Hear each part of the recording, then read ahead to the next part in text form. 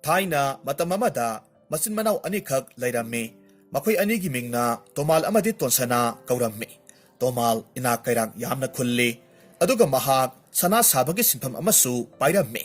Adubu mahak mathamoy yamna pikpa puksel sengdaba asauram yamna kaba misak ama oirammi. Aduga Tonsanadi mayamba Tomalga yamna khetnai. Mahakti mabuksel sengi minungsi sawi masagi oijabasu thide. Numit khudingi mahak umang satlaga singyalaga mahaki imung manung pujarami. Mahaki ni haivada masanupa phaibok amakhak laijaribadu natana atay atopa maral mathum amatasu lairamde. Lairabana Tonsana masanupa phaibok adu phauba mabuk thanna pijaba ngamlamde. Maram aduna angang anidu mapan Tomalgi yumdugi maning mamangda koina chatlaga makhoygi mi leitaba tanja yenglaga angang aniduna Tomalgi saksangdagi sana thaknanaba hek lagthoklaga charami. Adubu makhoy anina asumna toribasi kanagumba misak amatanadi khanglamde. Nong magi numittani Tonsana ayuk nga nahawraga mahaki nong magi pangdaba yadraba mathaw singdu pangnanaba hotnarammi. Umangda singyan basatlunabagidamag kuchu khulai singdu kaw amada hanjilaga masanupa anida hairammi. Hai, ibungo asawba, Tomba, nakoy ani buta bro. Yengoy, ipa singyan basatleko. Nakoy ani yumda lengdana adomag layminaram mo. Horen ipa na halaglaga, isa ani gisana na ba sengwalaga purakke. Ningti na layminaram mo ko. Asum na hairaga Tonsana kutlay yauraba kawdu yalaga umang tana satkre. Ngayhaki matungda Tonsana mahak na sing hek yaliba umangdu yauruduna makutta singjang amakag pairaga fazaba upambi amakag yanana bahayduna tiraklammi. Mahak na asum yang nagpamatamdadi awang lomda masamareng yamna panna hauba uzaw amakag tengarami madu ubamatamda nokpet tauraga hairammi. Ay na nga say makay fazaba u kwaiti tiribasidi masida layredana. Masigi uzaw si hektamak yalage. Asum na hayduna uzawdugi manakta sangsilaglammi mahak na pariba singjangduna uzawdubu yanba haurammi. Ahanba oina uzawduda hek yanbagadi uzawdugi mathagtagi sanagi usek madu amakag paitharaklammi. Tonsanagi makhong mapada tarammi. Madu hek uba matamda mahaki masakpom namag angagpa amasung nungayba anina ipunpun kre harawba minok kaloy na matomta haijarammi. Is, masidi sanagi usek matunina. Ayse, kayada laibak parabano. Masigi usek matu si puraga tasawhoyda hektamag pisilurage. Aduga madudagi panglagpa siyalduna ipa isa aykoy ahumgi sayol amaromgi sana thaknavadi laysinba yaraganito. Pare, ay tintaba tawdana usek matu si puraga halage. Masidagi mahakna sanagi usek matudu seksyen na mahaki kaw manungda haplaga mayum lomda laklammi. Tomalgi mayum tamna sangsilaglammi aduga Tomalgi sumangda leplaga mayamba bu kauraga hayrakki. Tasaw, ho tasaw, tasaw bu laytabro. Mahak na kauribadu taraduna Tomal na imungdagi kumlakki. Hay, kanano na hey, migi sumang matunda leplaga ko ikaw kauribadu bo. Tasaw, ay ne, nahakin na nang lupa Tonsana ne, mapalda amukta thokpira o. Hay, Tonsana, karilay re, sel pugi hayri bro. Hay, madugi oiravadi nahak hallo, kanaroy ko, iyamba nangonda selfie na ba sel ka layte. Tonsana mayamba na hayri bawadu tarubata matway kara kazikti nungayramde, aduga konjel du taplap na hayramme. Tasaw, nanaw selpu ba lakpa na sa diye. Tasaw da karigumba pasak amatang yang hanjagi haydana laksari ba ne. Masidagi di Tomaldu mapalda thoraktu na kara saurap na hayramme. Ihe, karino na hay, nahak na kweraw lawri ba dubo. Kari arubo pasak no, nahak na ingonda yang hangi hari ba dubo. Tabak nagasin ba ne, nahak sima ibo, ingonda untok na su yat kada ko. Tonsana sanagi usik matutulaw toklaga Tomalda piraga hayrakki. Se, tasaw, masigi usik matuse. Ay no umangda, uyan ba sa luvada kulagpani. Usik matusi sanagi matuni. Aduna masibu, tasaw na lobi horaga. Masiga sana ba siyal kara ingonda bibiro. Maduna nanaw aygi, imong gisana thakna na ba kara layjarurage. sanagi usek matuni haiba aduda tomalna tonsanagi makhutagi usek matudu tap launa lauraga mamit anidu lautukladuna usek matududa munna yengi aduga hairamme. Hai, masidi nahaknadi matau karamna phangaklibano? Phare phare. Ai masiga chanaba sel khara pirage ko. Asi haiduna tonsanada sel khara piraklammi. Tonsana su sel dubu lauraga mayumda hankhre adubo tomaldi sanagi usek matu aduda yenglaga wakhal tauraga adumak lehaurammi. Numit kharani gi matungdani tonsanadu makhoi gi chana thaknaba singdu losilaklaba aduda hanagi matawgumna umangda singyanba amuk chatpa tarammi. Masidagi mahakna hanagumna singyanba umangda laklammi.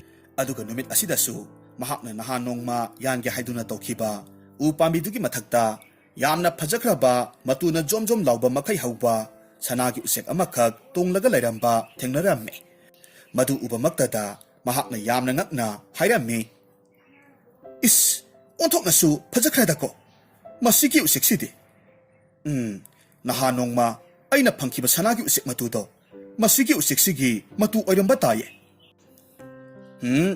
Ai kanade masigi upambi sigi mathakta hektamak karaga usekse imit penenaba yenglukhige. Asumna hairaga upambidugi mathakta tapna tapna kakhalaklammi. Adubu laibak thibadi mahakna udugi maton yorakpa matamdadi usek adudi adumak pairaga chatkhre. Masidagidi mahak mathwai inung nungaitana upambidugi mathaktage kumthage hek torakpa matamdadi udugi masa kachinamada sanagi usektugi mahum saraga lairamba mahakna uramme. Aduga masinda solakki. Masidi usektugi makol oiramalene. Ngaiko. Mahaki makol sida sana masugumna irang langba pasak ama lairiba sibu karibu oiraba zakno. Asumna haiduna usektugi mahum aduda yenglakpa matamdadi usektugi makol da lairibadu atai karisu oiramdre sanagi usektugi marum oiramle. Madu uba matamda tonsanadi haraubagi ngamkai laikidre. Wazaraklaba mahaki punsidu haujikti taibang mapuna nungaijaro haiduna awaba kokpibani haina khankre harauna mamaidu atiyada nonkhatlaga hairammi. He taibang mapu nanai ipa isagi awabasi ubiraduna tolaba ingonda hanna hanna mapu nahakna kudol tambiri boy. Nahakpu nanai tolaba ihakna hanna hanna kurumjari. Adudi phare ai hausikmak sanagi usek marumsi puraga tasau hoida pirurage. Ai tinthaba tauraroi. Masidagidi tonsanana usek marumdu thunamak mayamba tomalgi mayumda puraga laklammi. Aduga mayamba bu kauraga hairammi. Tasau, ho tasau, tabiri bro. Somta amukta thokpira o. Aina ngarangi matawgumna sanagi usek marum amagasu puraga lakliye. Handakti tomaldu wa amata su hairaktana haraw haraw mapalda senthuraklammi. Aduga yamna langtaknaba amaga loinana hanglakhi. Ha, kadai none nahakna purakliba sanagi usek marum haibadubo. Tasau se sida leire. Asumna haiduna usek marumdu tomalda pirammi. Aduga tomalna sanagi usek marum aduda yamna karamba mityeng amaga loinana yenglaga manaw nupada hairakhi. Masisu asengba sanada sanani ni he. Hai, ngaiko ni he. Nate nangbu pubane haidana puraklabadi sanagi usektu oina pharaga purakpa yadro.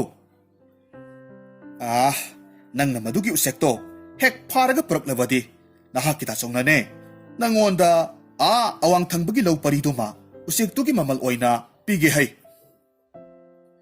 Tomalna manaw tonsanada ngasi hairiba wasi manaw bunungsiduna haiba natte usektu asamba usek natte usektugi thamoy amadi thabombi anidubu saruba misak aduna hek tumkibaga mahakna yahaurakpa matamda misak aduna tumluriba mondugi makhata sana maset amamam numit adumaktada lairamgadawribani. Hariba waramsi tomalna khangbadagi manaw nupada usektubu mahakki makhutta sinaraknabagidamag moithem tawribani. Adubu hariba wasi manaw nupa tonsananati karisu khangjaba natte. Maramaduna mayambagi wadu tarubada yamna harawrammi. Aduga hairakki. Is tasawnabu madugi lawphamdo nanawda pibigani hairabadi hayengmak ai soidana usekto pharaga pujarakke. Ai usektugi makol lairiba mafamdo yamna munna khangjai. Phare phare. Sese, nahaki usik marumsigi mamalse masi oina khara lauro. Aduga ne, nahak usik adudi soidana makki pharakadabani ko. Tonsanasu hoi hairamlaga mayambadagi sel khara du lauraga chatkre. Mahakna satkibadu Tomalna munna yenglaga lehaurammi aduga yamna usitaba minok amaga loinana asumna solammi. Asuk yamna pangba nahaksibu aiga hekpok minaba inawniko. Nahakti aina siliba poramse karisu khangjaba natene. Karigumba nahakna usekto aigi iphamda sinarakpa thoklawadi aise malyamsida khwaidagi inakhunba misak ama oidoribani. Aduga nahakna yamna tonba aigi khongyagi upul oina lehorogadabani to. Asi haiduna matomta khakna nokcharammi mathangi ayukni tonsana nganna haugatlammi masa anibu hauduklaga hairammi. Hai asoba tomba haugatlo sese ipa wa haige ko. Ngasidi ipa yamna luba thabak ama chatluge. Nakhoi ani yumsida lengdana adumak leiramuko. Aduga nakhoi ani gi sakto horen ipa halaklaga thonglage. Ipa su kuina di lerak loita yamna thuna halakadawribani. Masa ani dusu hoi haina hairammi masidagi tonsana umanglomda sanagi usek phaba laklammi. Mafamdu yorobada tonsana usektugi mahum aduna leiriba u pambidugi mathakta kakhatlammi. Usektu leibra haiduna yenglammi. Adubu usektu di yamna nganna masinjak thiba chatkraba male mahum aduda leiramdre. Masidagi tonsana matomta haijay. Usek asidi nganna masinjak thiba chatkadana. Phare phare. Ay usigi masa amada tonglaga lumlaga leike. Usek tu halakpa ngairaga leirage. Asumna tonsana usek aduna halakpa ngairaga leirammi. Matamdi asum hokibana numit yungba matam pasilakadaure. Usek adusu mabuk thanna masinjak saruraba matung makolda amuk pasilaklammi. Madu ubada tonsanana amuk hairammi. Oh, sanagi usek si pairakle. Pai. Ay haujik usek asibu phananaba sem sarage. Asi haiduna yamna section na usadu da lotlaga laikre. Aduga yamna haina singna sanagi usektu phaki. Mataw asida tonsanana usektu yenglaga maithongda mamon noksarammi. Aduga thuna mayamba tomalgi manakta usektu puraga laklammi. Aduga mayambabu yamna kanna kauraga hairammi. Oh, taso, tabiri bro. Nanaw tonsana lakliye. Aina sanagi usekse pharaga purakle. Mapanda amukta thokpira o. Manaw ki wadu tarubada imungda leiramba tomaldu nanghauraroi haibagi matagum yamna thuna chenthoraglammi aduga hairammi. Ha, kadai sanagi usekti kadai no. Tonsanana pharaga puraklibo usektu mayambada utlaga hairammi. Taso se masida leire. Ado taso usek sinanauna pharaga tasauda pizarabanina aigi iphamda tasau na pigani haikiba nokphamdudi soidana adumak pibiyuko. Haha, karigi piruidoribano. Aina lokphamdubu nangonda soidanamak pigadoribani.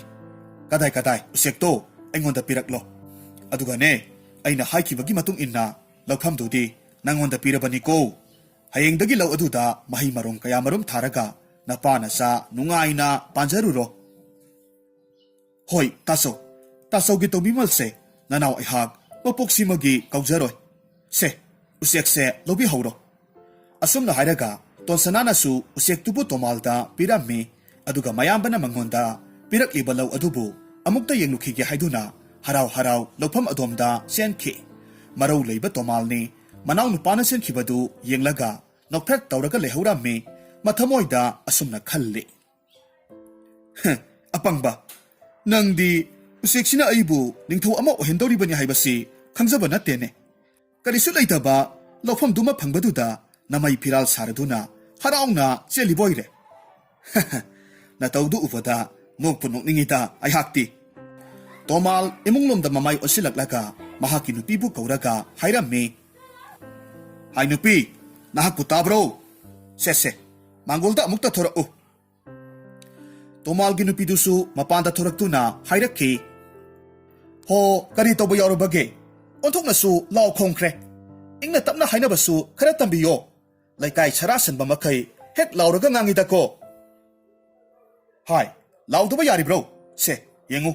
Aina pairiba sanagi usekse. Asamba usek natene. Masibu ningtina mapum oina ngauraga. Horen aigi saklukta hapau. Aduga yengoi, ai wa haike. Usek sige sadong maset amatasu mingonda pijaruba yadeko. Aduga yamna maru oina. Usek sige thamoy amadi thabombi anise. Ningthina mapop kahendana yahongadabani. Madubu saruba mi aduna hek tumba khudingi mahaki mon makhada sana maset amamam lairamgadawribani. Adudi yamna phaina. Phare, nanai nupi aihak bhap tajare. Ai sodanaba tawjarage. Asomdana mapa halakpa ngariba tonsanagi masanupa anidi sak lambana nungpan onba haibadu oiraklammi. Masidagi asobana manang nupa tombada hairammi. Inaw, aikoigi pabasi lakadaba khara watliba male. Karam tawni. Aidi sak amna lame. Nahakti lamdro. Taso, aisu sak amna lame. Adu taso, aikoi ni ipan tawhoida satlaga lona saba yaba kari leiribagi haidana amuktang yangusira. Maduna pagadaba male. Lao, satlasi. Asumna hainaduna masin manaw anidu Tomal hoigi yumda kari saba yaba leibagi haiduna koyeng yanglammi. Makoy anina asum yanglagpa matamda Tomalgi nupina usektu pumna ngauraga thanambadu ure. Angang aniduna lona mi leitabagi tanja lauraga usektubu macet ama setlaga sanaba hotnarammi. Hariba tanja asimaktada usek adudagi apikpa macet anikak kelaklammi. Macet anidu usektugi thamoy amadi thabombi oirammi. Masidagi kelakliba macet anidu saraga angang anidu thunamag Tomal hoina udringai mayum tamna chatki. Ngayak leragadi Tomalgi nupino usektu yengluba matamdadi usektugi thamoy amadi thabombi anidu yauramdabaduda yamna pakhatlammi. Aduga kadaida takrabagi haiduna koithi thiba haurakki. Aduga masindasu tapna sonjai. Kadaidabu takraba zatno? Kamdawni toribasidi. Onthoknasu kok sagadawrida. Ai asumna manglaga laibanadi oireroi. Aikoigi loiriba yansing asidagi apikka ama khalaga madubu hatlaga yendugi thamoy amadi thabombi anidu loktoklaga usik asigini haidana hektamak pirage. Asumna khanduna yamna thuna Tomalgi nupina yen macha amakhak hatlamme aduga thamoy amadi thabombi anidu loktoklaga usektugi saraga hapchilamme. Ngaihakki matungdadi Tomalsu mahakki nupida usektubu sarage haina sakhumlomda changsilaklammi. Aduga usektubu macet amata sumanghandana punna chathokre. Tomaldi mahakki nupina tawkribadu karisu khangdabana yamna nungaiba wakhal amada tawraga leirammi. Asumna numittuma hawkhiduna mathangi ayuk oiraklammi. Tomalna mamit hek singlakpa matamda mahakna khangliba mondu makhutna phat laungna haigatlammi. Yamna khaurangba mityeng amaga loinena yenglammi. Adubu sana macet amatasu leiramdabaduda yamna ngaklammi. Aduga hairakki. Kari matongno masidi. Nati aibu ngarang sanagi usektu ithanta pumna sakhibanida. Macet masa amatasu manghankidabani. Aduga karigino aina tumliba monsigi makhada sana macet amatasu leiramdribasibo. Laifam thokpanida. Asumna hairaga makokna makhuttu hotlaga ngaihak khanjanaraga leirammi. Asomdana asauba amadi tomba tumlubadagi haugalakpa matamda laimaida karigumba posak macha amakhak takibagi makhol tarammi. Masidagi asaubana manaw nupada hairammi. Tomba, karino huzik takribadubo? Taso, aisu karino haiba khangde amukta yengsi. Asumna hairaga angang anidu makoyna tumliba phamungdudagi kumtharaklammi. Takriba posak anidu yengluba matamdadi angakpani laimaida irang langlaba sana macet anikhag taraga leirammi. Madu uba matamda tombana sana macet anidubu tap launa khungatlaga mayambada hairammi. Taso, yengbiyu masidi sana macet nine. Kamdongna mafam sida leiramlibano masibo.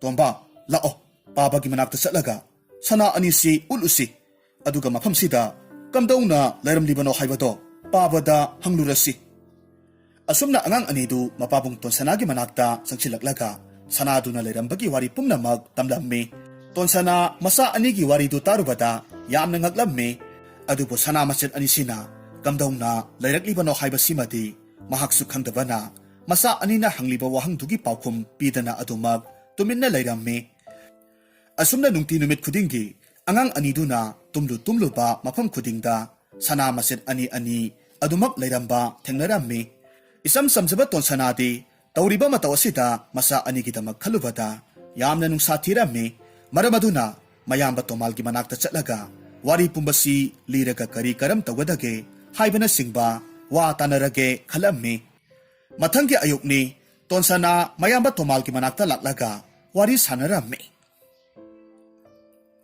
taso is onthokpagi mataw haibadoni nanaw aigi ifamda mapu mahakna tawbiribase yengbiyu isa nupa anisina hek tumlu ba mafam khudingda makhoigi mon makhada sana maset amamam adumak lairamme mamangi matamdadi asumna khak tawramde adubu handak nongmanini sigi manungda tawraklibani ahongbase tasaw nanaw aihakti onthokna nungsa thiba haibadu oire masibu isa anisida khudong thibagadi thokloitabra tomalna wakhal ngaihak munna khalle manawna hariba wa asidagi haujikti angang aniduna usektugi thamui amadi thabombi anidu sakri haibasu khanglamme masidagi tomalna masadu yamna pakhatpa saraga hairakki I kari haiba nate nahakna hariba dubu sumlabro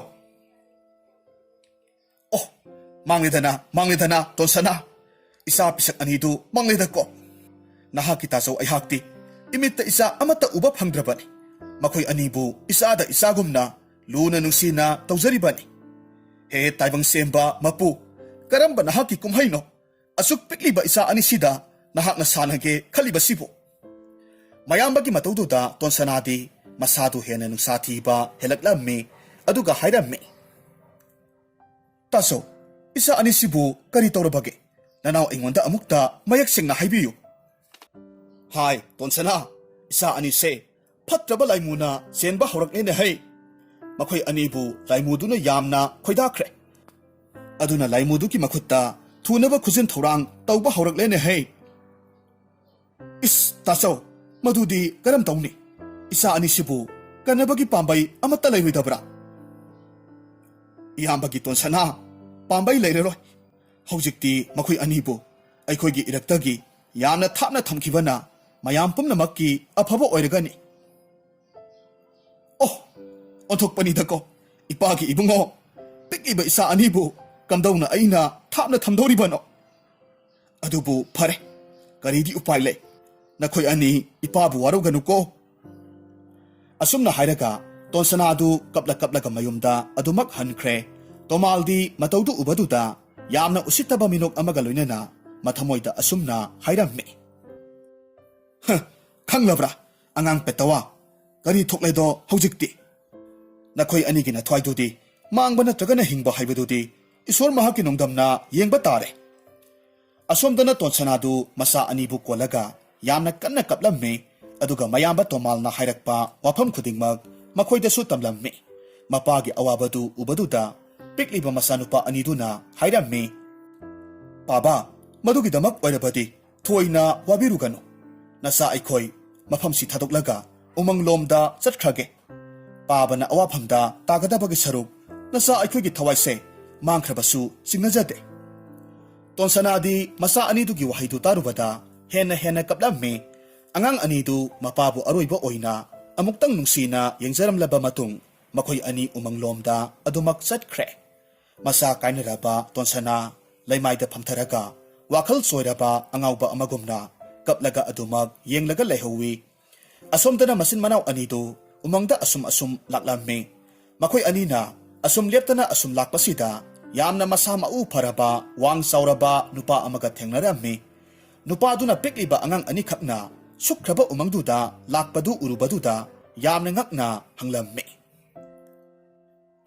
nupa masasa nakhoibu mafam kadaidagi lakpano asuk yamna sukhraba lamlakki sa kaitana thalaba umangsidabu nakhoi anina chatlibadu kadaidano masidagi angang anidunasu makhoida thokiba thodok pumnamak nupa aduda tamlammi masidagi nupa aduna wakhal ngaihak khantaraba matungda angang aniduda amuk hairammi o phare nakhoina haribaduna asumba oirabadi lao ipaga punna aigi yumda chatlasi ipana ne nakhoi anibu ngasidagidi isa sakna yoklage ko aduga hayeng nakhoina mapung marai pharaklaba matamda nakhoina chatningba mafamda chatkibagi ayabado ipana pirabani wahaisi tabada asauba amadi tomba yamna haraurammi aduga nupaduki makhong sokna khurumlaga hairammi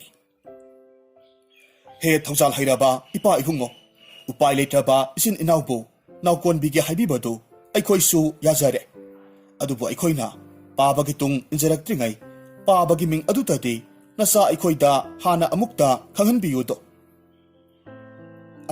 isa sa ipagi mingdi pibarel kawi aduga aihakse leibaksigi khwaidagi haithoi singthoiba sadanba amani ipana ne nakhoibusu aina haijariba sinphamsida malem pumbana masak khanglaba ahiba ama haibado oihannaba sembige mataw asomna numit adudagi hauna masin manaw anidu pibarel na sa tanbagi lambida ningthina takpi tambirammi matamdi asum hokibana haujikti angang anidu mapung marai pharakle miyoi mitaw phajaraba chung phiral charaba pakhang haibadu oirakle aduga makhoibu yokpiriba pibarel na masin manaw anina hek tumlubaga haugalakpa matamda leiramliba sana masit mayamdu saukraba upu amada section na hapsilaga makhoi anigidamak thambirammi nongmagi numitni pibarel na masil manaw anibu umang amada puraklammi aduga maphamdu yoraba kanda mahakna masin manaw aniduda hairammi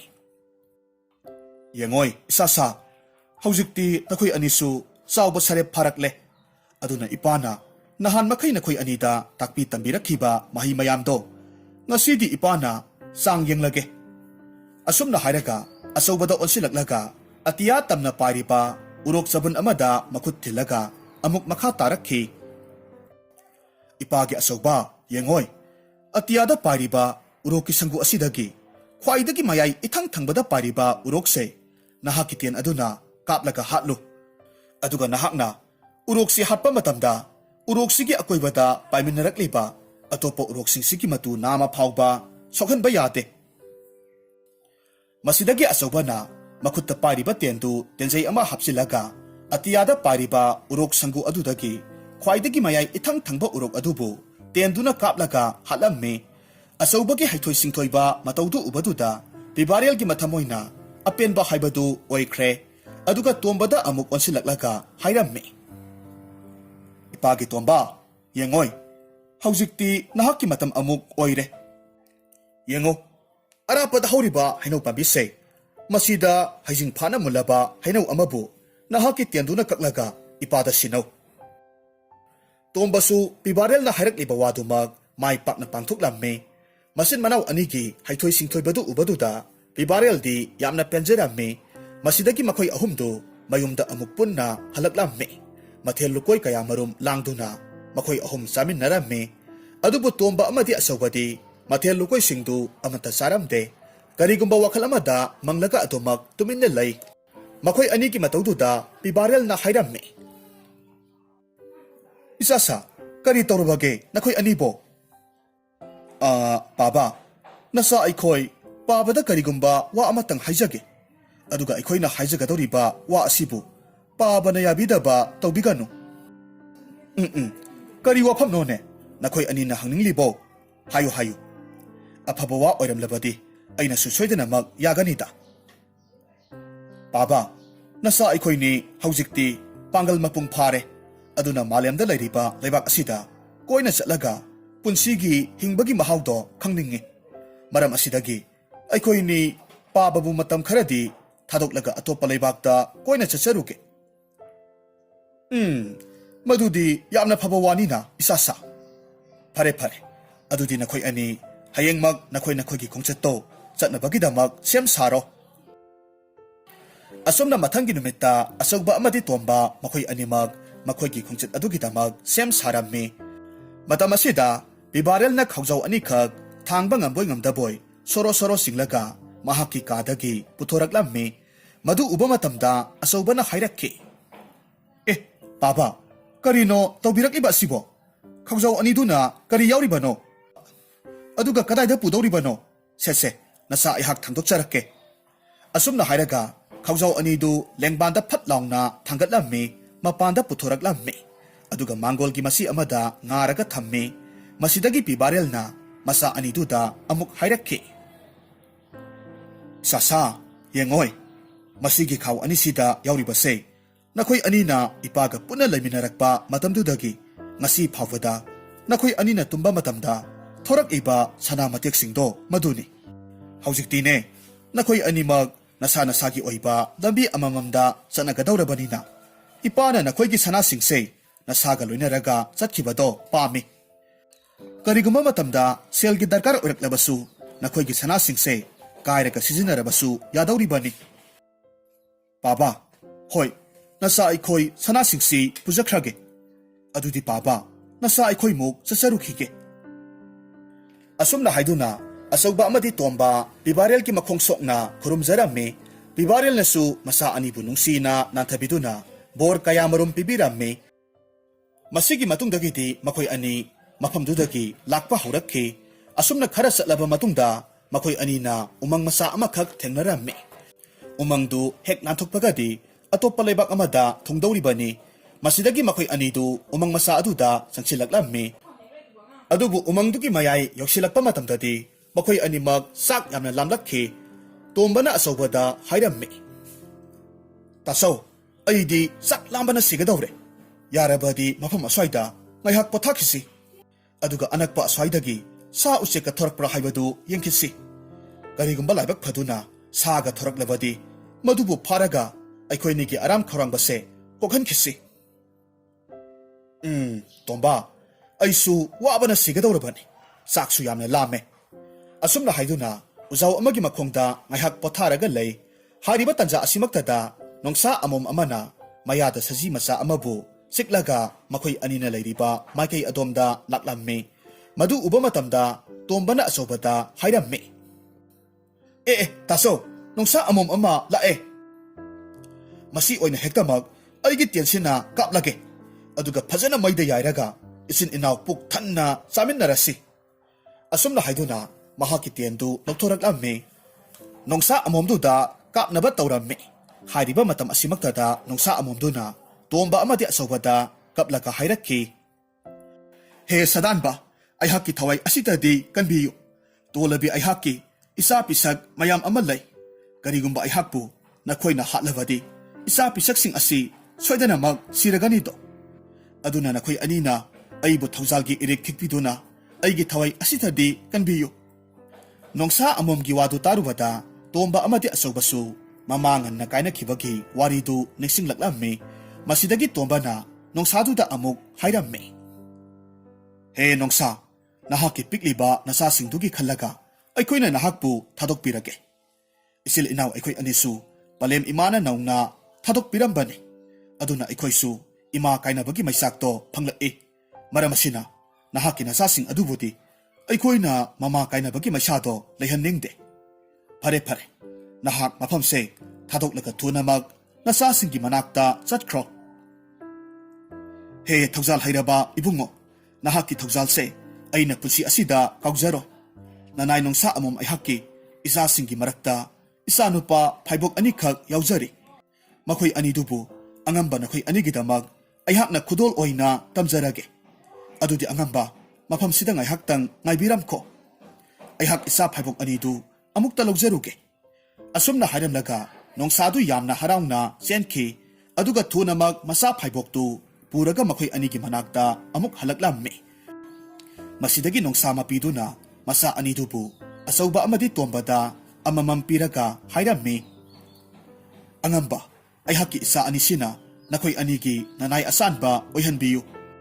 Karigumba khudongthiba tagadaba layrabasu matamaduda isa anisina nakoy anigi ukan oisyanu. He nungsiraba marup nongsa, nahak na ngasi isil inaw anigi mapamda tamlibu khudolse mamal yamna lay. Aduna aykhoy aninasu nahaki khudolse section amadi luna yengsingadawribani. Adudi phare aykhoy mafamsi thadoktu na amuk chatlage. Asumna makoy anidu nongsa masa anidu puraga umangdu dagi thorak lamme umangdu hek lan thorak pagadi yamna saukhraba lebak amada thunglamme masidagi asobana manaw nupada hairammi. Yambagi tomba mafam sidagi isil inaw tokhai taduna chatnarasi nahakna awang thangbagi khul asomda chatkro aduga aina makha thangbagi khun asida chatkrage aduga chayol amagi matungda isil inaw amuk mafam asimaktada thengnarasi asumna hainaraga makhoi animak tongan ba khul amamamda chanakre asobana lakliba khul-dudi mikap miraw khultana thanba khul ama oirammi mafamduda leiriba yum khudingmak kapna launabagi makhultana thalammi tawriba mataw asida asobadi yamna ngakpa phaurammi aduga mafamduda thengnaba ahal amada asumna hangi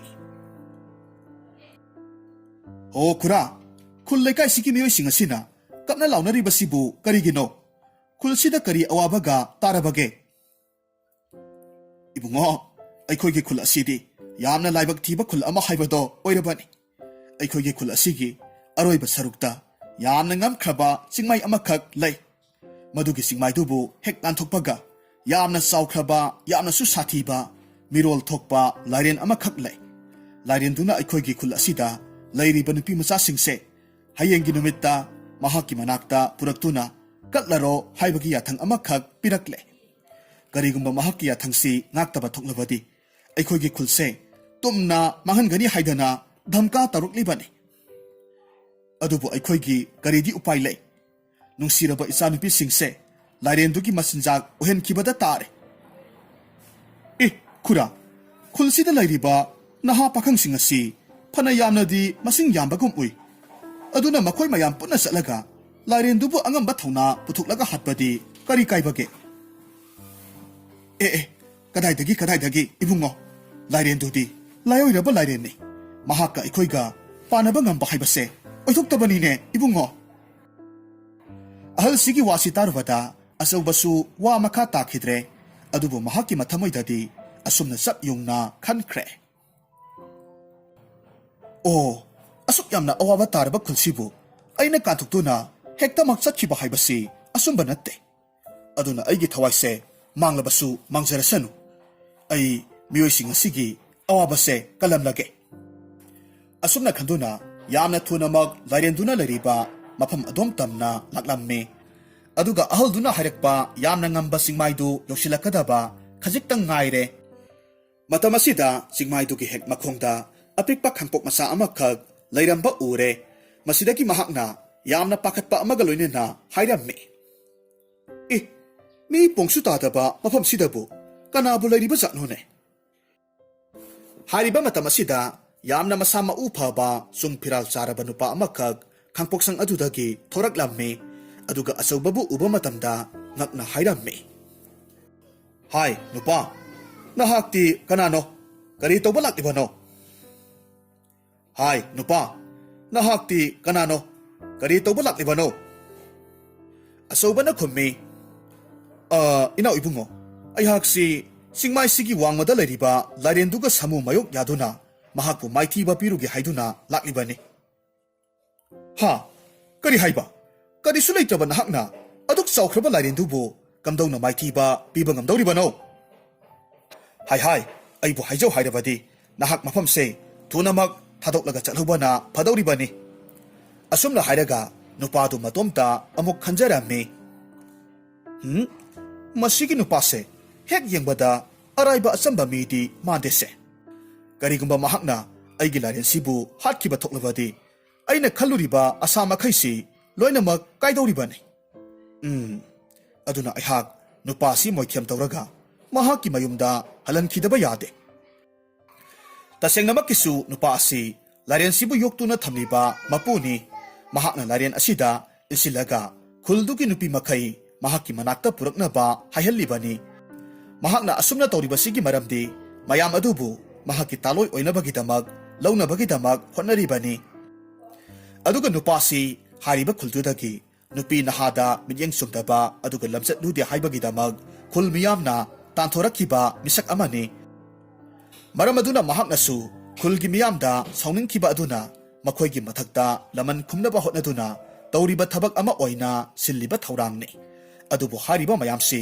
ꯑꯆꯧꯕ ꯑꯃꯗꯤ ꯈꯨꯜꯒꯤ ꯃꯤꯑꯣꯏ ꯑꯃꯠꯇꯅ ꯈꯪꯕ ꯅꯠꯇꯦ꯫ ꯃꯁꯤꯗꯒꯤ ꯅꯨꯄꯥ ꯑꯗꯨꯅ ꯑꯆꯧꯕꯗ ꯑꯃꯨꯛ ꯍꯥꯏꯔꯝꯃꯤ,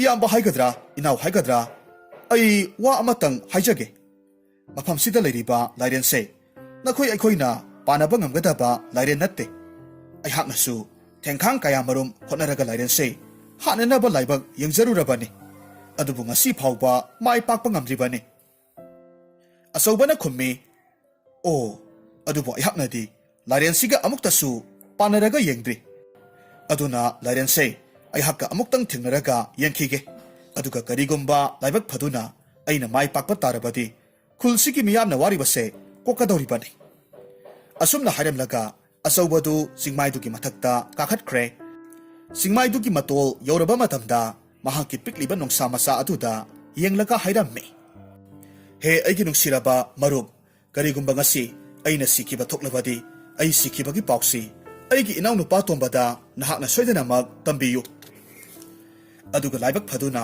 ꯍꯤꯡꯂꯛꯄ ꯊꯣꯛꯂꯕꯗꯤ ꯅꯈꯣꯏ ꯃꯌꯥꯝꯒ ꯄꯨꯟꯅ ꯍꯔꯥꯎꯅ ꯑꯃꯨꯛ ꯍꯤꯡꯃꯤꯟꯅꯈꯤꯁꯤ꯫ ꯅꯍꯥꯛꯇꯤ ꯃꯐꯝꯁꯤꯗ ꯑꯩꯍꯥꯛ ꯍꯜꯂꯛꯄ ꯉꯥꯏꯔꯒ ꯂꯩꯔꯝꯃꯨ꯫ ꯑꯁꯨꯝꯅ ꯍꯥꯏꯔꯝꯂꯒ ꯅꯣꯡꯁꯥ ꯃꯆꯥꯗꯨꯕꯨ ꯅꯨꯡꯁꯤꯅ ꯅꯥꯟꯕꯤꯔꯝꯃꯤ, ꯑꯗꯨꯒ ꯃꯍꯥꯛ ꯂꯥꯏꯔꯦꯟꯗꯨꯒꯤ ꯃꯅꯥꯛꯇ ꯆꯪꯁꯤꯟꯈ꯭ꯔꯦ꯫ ꯂꯥꯏꯔꯦꯟꯗꯨꯁꯨ ꯃꯍꯥꯛꯅ ꯂꯥꯛꯄ ꯎꯕꯗꯨꯗ ꯌꯣꯠꯂꯒꯦ ꯍꯥꯏꯕꯒꯤ ꯃꯇꯥꯒꯨꯝꯅ ꯌꯥꯝꯅ ꯀꯟꯅ ꯃꯍꯥꯛꯀꯤ ꯃꯅꯥꯛ ꯇꯝꯅ ꯆꯪꯁꯤꯜꯂꯛꯂꯝꯃꯤ꯫ ꯑꯗꯨꯒ ꯑꯆꯧꯕꯁꯨ ꯃꯍꯥꯛꯀꯤ ꯇꯦꯟꯗꯨꯕꯨ ꯀꯥꯞꯇꯨꯅ ꯂꯥꯏꯔꯦꯟꯗꯨꯒ ꯌꯥꯝꯅ ꯀꯟꯅ ꯑꯉꯛꯄ ꯃꯑꯣꯡꯗ ꯂꯥꯟꯊꯦꯡꯅꯔꯝꯃꯤ꯫ ꯇꯁꯦꯡꯅꯃꯛꯀꯤꯁꯨ ꯂꯥꯏꯔꯦꯟꯗꯨ ꯂꯥꯏꯑꯣꯏꯔꯕ ꯂꯥꯏꯔꯦꯟ ꯑꯃ ꯑꯣꯏꯔꯕ ꯃꯥꯜꯂꯦ꯫ ꯑꯆꯧꯕꯒꯤ ꯇꯦꯟꯅ ꯃꯁꯤꯡ ꯈꯪꯗꯅ ꯄꯥꯟꯕ ꯇꯥꯔꯒꯁꯨ ꯍꯧꯖꯤꯛ ꯐꯥꯎꯕ ꯂꯥꯏꯔꯦꯟꯗꯨꯗꯤ ꯁꯤꯕ ꯅꯥꯏꯗ꯭ꯔꯤ꯫ ꯍꯦꯟꯅ ꯑꯗꯨꯝ ꯃꯄꯥꯡꯒꯜ ꯀꯟꯈꯠꯂꯛꯄꯒꯨꯝ ꯇꯧꯔꯛꯂꯝꯃꯤ꯫ ꯅꯥꯀꯜ ꯑꯃꯔꯣꯝꯗꯅ ꯐꯠꯇꯕ ꯂꯥꯏꯔꯦꯟꯗꯨꯒꯤ ꯃꯄꯨ ꯑꯗꯨꯅꯁꯨ ꯃꯈꯣꯏ ꯑꯅꯤꯅ ꯂꯥꯟꯊꯦꯡꯅꯔꯤꯕꯁꯤ ꯆꯤꯡꯃꯥꯏ ꯑꯗꯨꯗ ꯀꯥꯈꯠꯂꯒ ꯌꯦꯡꯂꯝꯃꯤ꯫ ꯃꯗꯨꯗ ꯃꯍꯥꯛꯅ ꯃꯈꯨꯠꯇ ꯊꯥꯡ ꯑꯃꯈꯛ ꯄꯥꯏꯔꯒ ꯑꯆꯧꯕꯕꯨ ꯍꯥꯠꯂꯨꯅꯕꯒꯤꯗꯃꯛ ꯆꯤꯡꯃꯥꯏꯗꯨꯗꯒꯤ ꯀꯨꯝꯊꯔꯛꯂꯝꯃꯤ꯫ ꯇꯧꯔꯤꯕ ꯃꯇꯧꯗꯨ ꯑꯆꯧꯕꯅꯗꯤ ꯀꯔꯤꯁꯨ ꯎꯕ ꯅꯠꯇꯦ, ꯑꯗꯨꯕꯨ ꯃꯍꯥꯛꯀꯤ ꯃꯔꯨꯞ ꯅꯣꯡꯁꯥ ꯃꯆꯥ ꯑꯗꯨꯅꯗꯤ ꯎꯔꯝꯃꯤ꯫ ꯃꯁꯤꯗꯒꯤ ꯅꯣꯡꯁꯥ ꯑꯗꯨꯅ ꯌꯥꯝꯅ ꯀꯟꯅ ꯆꯦꯟꯁꯤꯜꯂꯛꯇꯨꯅ ꯅꯨꯄꯥꯗꯨꯕꯨ ꯈꯥꯝꯅꯅꯕ ꯀꯟꯅ ꯍꯣꯠꯅꯔꯝꯃꯤ꯫ ꯑꯗꯨꯕꯨ ꯃꯍꯥꯛꯇꯤ ꯄꯤꯛꯂꯤꯕ ꯑꯣꯏꯕꯅ ꯅꯨꯄꯥꯗꯨꯅ ꯌꯥꯝꯅ ಲಾಯ್ꯅ ꯐꯨꯔꯒ ꯊꯅꯝꯂꯦ꯫ ꯃꯁꯤꯗꯒꯤ ꯅꯣꯡꯁꯥ ꯑꯗꯨꯅ ꯑꯆꯧꯕ ꯇꯥꯟꯅꯅꯕ ꯌꯥꯝꯅ ꯀꯟꯅ ꯈꯣꯡꯕ ꯍꯧꯔꯛꯂꯝꯃꯤ꯫ ꯑꯗꯨꯕꯨ ꯑꯆꯧꯕꯗꯤ ꯂꯥꯏꯔꯦꯟꯗꯨꯅ ꯀꯟꯅ ꯂꯥꯟꯊꯦꯡꯅꯔꯤꯕ ꯑꯣꯏꯕꯅ ꯅꯣꯡꯁꯥꯗꯨꯅ ꯈꯣꯡꯂꯤꯕꯗꯨ ꯀꯔꯤꯁꯨ ꯇꯥꯔꯝꯗꯦ꯫ ꯃꯁꯤꯗꯒꯤ ꯑꯆꯧꯕꯅꯁꯨ ꯌꯥꯝꯅ ꯀꯟꯅ ꯍꯣꯠꯅꯕꯗꯒꯤ ꯃꯃꯩ ꯊꯪꯗꯗꯤ ꯂꯥꯏꯔꯦꯟꯗꯨ ꯃꯍꯥꯛꯅ ꯍꯥꯠꯇꯣꯛꯂꯝꯃꯤ꯫ ꯑꯗꯨꯕꯨ ꯃꯇꯝ ꯑꯁꯤꯃꯛꯇꯗ ꯅꯨꯄꯥ ꯑꯗꯨꯅ ꯑꯆꯧꯕꯕꯨ ꯃꯉꯛ ꯀꯛꯇꯨꯅ ꯍꯥꯠꯇꯣꯛꯈ꯭ꯔꯦ꯫ ꯃꯇꯧ ꯑꯁꯨꯝꯅ ꯑꯆꯧꯕꯗꯨ ꯃꯐꯝꯗꯨꯗ ꯁꯤꯔꯦ꯫ ꯄꯤꯛꯂꯤꯕ ꯅꯣꯡꯁꯥ ꯃꯆꯥꯗꯨꯗꯤ ꯑꯆꯧꯕꯅ ꯁꯤꯗꯨꯅ ꯇꯥꯔꯒ ꯂꯩꯕꯗꯨ ꯎꯕ ꯃꯇꯝꯗ ꯃꯃꯤꯠꯇꯒꯤ ꯃꯄꯤ ꯇꯥꯗꯨꯅ ꯌꯥꯝꯅ ꯀꯟꯅ ꯈꯣꯡꯗꯨꯅ ꯀꯞꯂꯝꯃꯤ꯫ ꯑꯗꯨꯒ ꯃꯍꯥꯛꯅ ꯐꯨꯛ ꯂꯥꯎꯅ ꯍꯧꯒꯠꯇꯨꯅ ꯉꯁꯥꯏ ꯇꯣꯝꯕꯅ ꯆꯠꯈꯤꯕ ꯈꯨꯜꯗꯨ ꯇꯥꯟꯅ ꯆꯦꯟꯈ꯭ꯔꯦ꯫ ꯑꯁꯣꯝꯗꯅ ꯇꯣꯝꯕꯗꯨ ꯌꯥꯝꯅ ꯉꯛꯄ ꯂꯩ ꯑꯃꯈꯛ ꯁꯥꯠꯂꯒ ꯂꯩꯔꯝꯕ ꯊꯦꯡꯅꯔꯝꯃꯤ꯫ ꯍꯥꯏꯔꯤꯕ ꯂꯩ ꯑꯁꯤꯕꯨ ꯁꯨꯒꯥꯏꯔꯒ ꯑꯁꯣꯛꯄ ꯃꯐꯝ ꯅꯠꯇ꯭ꯔꯒꯅ ꯑꯁꯤꯕ ꯃꯤꯑꯣꯏ ꯑꯃꯗ ꯍꯥꯞꯂꯕꯗꯤ ꯃꯤꯑꯣꯏꯗꯨ ꯈꯨꯗꯛꯇ ꯍꯤꯡꯒꯠꯂꯛꯀꯗꯧꯔꯤꯕꯅꯤ, ꯑꯗꯨꯒ ꯁꯣꯛꯂꯝꯕꯗꯨꯁꯨ ꯈꯨꯗꯛ ꯑꯗꯨꯗ ꯐꯈꯤꯗꯧꯔꯤꯕꯅꯤ꯫ ꯑꯗꯨꯒ ꯇꯣꯝꯕꯅꯁꯨ ꯂꯩ ꯑꯗꯨꯒꯤ ꯃꯇꯤꯛ ꯃꯒꯨꯟꯗꯨ ꯈꯨꯜꯗꯨꯒꯤ ꯃꯤꯌꯥꯝꯅ ꯍꯥꯏꯕꯤꯕꯗꯒꯤ ꯄꯨꯝꯅꯃꯛ ꯈꯪꯂꯝꯃꯤ꯫ ꯑꯗꯨꯒ ꯇꯣꯝꯕꯗꯤ ꯃꯍꯥꯛꯅ ꯊꯨꯡꯂꯨꯔꯤꯕ ꯈꯨꯟꯗꯨꯒꯤ ꯃꯤꯌꯥꯝꯗꯨꯒ ꯂꯣꯏꯅꯅ ꯌꯥꯝꯅ ꯍꯔꯥꯎ ꯇꯌꯥꯝꯅ ꯋꯥꯔꯤ ꯋꯥꯇꯥꯏ ꯀꯌꯥꯃꯔꯨꯝ ꯁꯥꯟꯅꯔꯒ ꯂꯩꯔꯝꯃꯤ꯫ ꯍꯥꯏꯔꯤꯕ ꯃꯇꯝ ꯑꯁꯤꯃꯛꯇꯗ ꯑꯆꯧꯕꯒꯤ ꯄꯤꯛꯂꯤꯕ ꯅꯣꯡꯁꯥ ꯑꯗꯨꯅ ꯈꯣꯡꯂꯒ ꯆꯦꯟꯁꯤꯜꯂꯛꯂꯤꯕꯗꯨ ꯃꯍꯥꯛꯅ ꯎꯔꯝꯃꯤ꯫ ꯃꯇꯧ ꯑꯁꯤꯗ ꯇꯣꯝꯕꯅ ꯅꯣꯡꯁꯥꯗꯨꯒꯤ ꯃꯅꯥꯛꯇ ꯆꯦꯟꯁꯤꯜꯂꯛꯇꯨꯅ ꯃꯌꯥꯝꯕꯕꯨ ꯀꯔꯤ ꯈꯨꯗꯣꯡꯊꯤꯕ ꯇꯥꯍꯧꯔꯕꯒꯦ ꯍꯥꯏꯅ ꯍꯪꯂꯝꯃꯤ꯫ ꯍꯧꯖꯤꯛꯇꯤ ꯅꯣꯡꯁꯥꯗꯨꯅ ꯃꯤꯔꯣꯜ ꯊꯣꯛꯆꯗ꯭ꯔꯕꯁꯨ ꯃꯍꯥꯛꯅ ꯇꯧꯔꯤꯕ ꯃꯇꯧ ꯑꯗꯨꯅ ꯃꯌꯥꯝꯕ ꯑꯆꯧꯕꯗꯨ ꯀꯔꯤꯒꯨꯝꯕ ꯈꯨꯗꯣꯡꯊꯤꯕ ꯇꯥꯍꯧꯔꯦ ꯍꯥꯏꯕꯁꯤꯃꯗꯤ ꯃꯍꯥꯛꯅꯁꯨ ꯈꯪꯂꯦ꯫ ꯃꯁꯤꯗꯒꯤ ꯇꯣꯝꯕꯅ ꯃꯍꯥꯛꯀꯤ ꯈꯨꯠꯇ ꯄꯥꯏꯔꯤꯕ ꯑꯉꯛꯄ ꯂꯩꯗꯨꯕꯨ ꯑꯆꯧꯕꯒꯤ ꯅꯣꯡꯁꯥ ꯑꯃꯗꯤ ꯃꯍꯥꯛꯀꯤ ꯅꯣꯡꯁꯥ ꯑꯅꯤꯗꯨꯗ ꯄꯤꯔꯒ ꯍꯥꯏꯔꯝꯃꯤ, ꯍꯦ ꯅꯨꯡꯁꯤꯔꯕ ꯃꯔꯨꯞ, ꯁꯦ ꯃꯁꯤꯒꯤ ꯂꯩꯁꯦ ꯇꯥꯆꯧꯒꯤ ꯁꯣꯛꯂꯤꯕ ꯃꯐꯝꯗꯨꯗ ꯍꯥꯞꯄꯤꯌꯨ꯫ ꯑꯗꯨ ꯑꯣꯏꯕ ꯇꯥꯔꯒꯗꯤ ꯇꯥꯆꯧꯁꯨ ꯁꯣꯏꯗꯅꯃꯛꯀꯤ ꯑꯅꯥꯕ ꯐꯔꯛꯀꯅꯤ꯫ ꯑꯗꯨꯒ ꯍꯥꯏꯔꯤꯕ ꯊꯕꯛꯁꯦ ꯅꯨꯃꯤꯠꯅ ꯇꯥꯗ꯭ꯔꯤꯉꯩ ꯃꯃꯥꯡꯗ ꯇꯧꯍꯧꯒꯗꯕꯅꯤ꯫ ꯀꯔꯤꯒꯨꯝꯕ ꯅꯨꯃꯤꯠꯅ ꯇꯥꯈꯤꯕ ꯊꯣꯛꯂꯕꯗꯤ ꯇꯥꯆꯧꯕꯨ ꯀꯟꯕ ꯉꯝꯂꯔꯣꯏ꯫ ꯑꯗꯨꯅ ꯂꯩꯁꯦ ꯄꯨꯔꯒ ꯅꯈꯣꯏ ꯑꯅꯤ ꯍꯥꯟꯅ ꯆꯠꯂꯝꯃꯨ꯫ ꯑꯩꯁꯨ ꯑꯩꯍꯥꯛꯀꯤ ꯉꯝꯖꯕꯤ ꯊꯥꯗꯨꯅ ꯅꯈꯣꯏꯒꯤ ꯃꯇꯨꯡ ꯏꯟꯅꯔꯒ ꯆꯦꯜꯂꯛꯀꯦ꯫ Asumna haiduna laydubu piraga nungsa anidubu hana thakre aduga mahaksu thunamak chelaklammi mataw asumna lakpana haujikti nungsa aniduna hana asaubagi manakta thunglammi masidagi makoy anina asaubagi kaklaba makok anidu mahaki haksang aduga mapa sanana samjinnarammi aduga kakliba mapa aduda laydubu hapsilammi asum tawbadagi asaubadu haujikti khudak aduda hingalaklammi adubu nungsa aniduna pansiluriba asaubagi makoktodi maning mamang onthoknaraga seran turan pansinnaraga layramle mataw asida asaubana masana masa mathanta ngakna yengjaraga hairammi karino ayaki haksang sina maning mamang oiramlibasina natti aisibu tamthiraba bhutpret amagi sak oigadoribra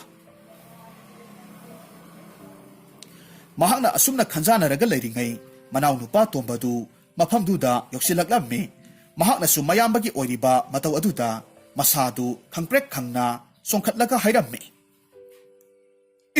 tasaw karino mataw sidi iyambagi tomba aisu tawribase karino haiba khangdre adubu aina hojik ningsingliba haibabu aigi ngaksi phatraba nupaduna kakhatkibani masi khaktani aina ningsingliba haibabu o tasaw ai bhap tare aina angangpa lay amakhak aikhoi anigi nongsa asida tasawgi asokpa mafamda haplunabagidamag pikibani aduga makhoi anina soibadagi tasawgi kokto maning mamang onthoknaduna pansinkhiba oiramlagani adubu tasaw haujikti nanaw aingonda lairamba lay adusu amakhaktani aduna tasawgi koktodi amuk onthoknaba haibadudi ngamlaroido ha tomba fareda thawai manggadabagi sarukpodi sumaina mangtung onaraga layge haribasu layjarasanu adubune ayhakpo halamba nupa asigi mathaktadi laman khumba pami hoi taso aisu phatraba nupadubu matik saba para amadi tambiba pami phare adudi hojik aikhoi animag nupadugi manakta hektamak chatasi asumna hainaraga masil manaw anidu nupadugi khangpoksang aduda sangsilaklammi hariba matam adumakti numidang athingba matam osilaklammi maramaduna hariba nupadu mahaki phamungda ningaidana tumlaga layrammi adubu asauba amadi tombana khangpoksang adugi thongdu hangduklaga sanglakpadugi makhol taruba aduda tumlamba nupadu phuk launa haugalaklammi aduga mahaki mamit anidu noiraga sanglakibadu kanano haiduna yenglammi mahakna hek yenglakpa matamdadi asaubagi maning mamang onthoknaraga paliba makokto hana uraklammi madu uba matamda nupa adudi kiboy khangboy yamna kanna lauraga hairammi ho ima karino sibo masidi ngasai aina halamba nupa adu natra mahaki thawai asidi bhut olaga aibo hatkadabagi lakledana asumna hairaga nakanda amuk yengthorakpa matamdadi asaubaga masak mataw sak manaba mahaki phaibok oiriba manaw nupa tombana leplaga layrambaduda nupa dudi hena kiba haibadu oirammi aduga yamna kana lauraga amuk hairaklammi ho ima ngasi ai siba tare nupa asigi thawai asina mahaka sak manaba saktam amabusu thokhanduna aigi mimangda leplare he isor nanai aihakpu tamthiraba bhut asidagi amuktang kanbiyu mahakna koiraw lauribadu taruba aduda masil manaw anidudi yamna nokningba phaurammi adubu makhoi animag tuminna khangjilaga adumak layrammi aduga matam manghandana asaubana nupa adubu mahakitian aduna kaplaga hatkre masidagi tombana mahaki wakhalda karigumba amakhak phauraklammi aduga asaubada hairakhi taso nanawgi kokta yamna phajaba loksing amakhak layre masigi loksing sijinaraga aikhoi anina nungsiraba aikhoi bu hek pokpiba pabaga kaina hanbagi damag aikhoi gi panthaudo sapsana para amakhak tambirasi kari karamba loksing no ne tomba hayudana tasi masidagi tombana mahaki khaliba wakhalon pomnamag mayambadasu hairammi masidagi makhoi animag matam manghanba tawdana makhoi gi koinadagi thadokluraba maraibakta amuk halaklammi aduga ahingi matam ngairaga phatraba mapanthau tomal ki mayumda lona sangsilammi tomal ahalgi matamga oibane mahaki phamungda sor thabet holaga mahaki nupiga asibagumna tumlaga lairammi matam asida asaubana makhoigi phamungdogi mamang maktada lepsilaklaga yamna akiba khonjel amaga loinena hairammi ipanthau oi ipanthau nahakpu yamna nungaina tumlibro haugatlo ipanthau mahakna ngangaklibadu tabadagi tomal amadi mahaki nupidudi punna haugalaklammi adubo asaubagi maning mamang onthoknaraba saktamdu ubaduda makhoi anidudi kibana thak niklammi aduga tomalgi nupidudi yamna kina mahaki nupada hairammi is hanuba siredana aikhoi anidi karino ngasigi matausibo natte masibo aikhoi anibu loksin balak eba but haibadura hai hanubi amukta ngaiko aisu kibana isase karino ma tawre asi haiduna mamangda letliba asaubada tapna khonjel nikna hanglakhi he tamthiraba bhut nahakpu itei naw aikhoi anibu lawba lakliba haibadura natte aikhoi anina nangonda kayamuk yamna lanba iral langsilubagino nahakna asukkiba phibam amada aikhoi mangda letlariba asibo haha ipanthau nahakpu isil inaw aikhoi anida naral amata langsin khidabrane hai ngaiko nahakpu kanano ai hakse nahakna moitiam tawraga halhan bikraba ton sanagi masanupa phaibok anidugi thawaine is aidi siretana ipangi ibungo matamdu na panthau ai hakna karam sauba puk phattaba miyoi ama oikibana isa anigi punsido manghan kibane adubone haujikti ai yamna ahal oire aduga aingonda selamba phattaba wakhalsing adusu loinamak thadokre adunane nahaknasu aihakpu amukta ngakpiyune ibungo kari haiba nahakpu ngakpiraga aigi siraba thawai ase amuk higalhanba ngamdawribra nakhoi anisu aikhoigi tung inna chatkadabane asumna hairaga yamna tamthiraba minok amada khakna noksilli matawaduda ahal oiraba tomal amadi mahaki nupidudi yamna pakhatpa henman khibadagi sor honba wasilaklammi matam adumaktada makhoi aniki aroiba matam oikre masidagi asauba amadi tomba makhoi anidu mapa ibungo tonsanagi mayumda amuk laklammi tonsanadu haujik phawbo masanupa aniduki wakhalda ahing khuting kaplaga adumak lenjarammi tombana tonsanagi yumgi thong aduda thilammi tonsanasu mapanda thoraktuna kanano haina hanglakki adubu asaubagi phibamdu hek ubagadi tonsanasu kiman khaduna senkigadabagi honarammi masidagi masanupa anina tonsanabu tapna pharaga thoki bawari pumnamak tamdammi wakhal tahallammi haujikti tonsanasu masanupa anina halaklaba aduda wakhal yamna nungaiba phaurammi aduga asauba amadi tombana haibagi matung inna ahing adumaktada tonsanane mapa masa makhoi ahumdu makhoigi lekaidu thadoklamlaga atopa mi yamna tadaba leibak amada satkre mafam aduda asauba amadi tomba makhoi anigi sana masit mayam aduna mapa masa makhoi ahumdu yamna nunga yaifana panki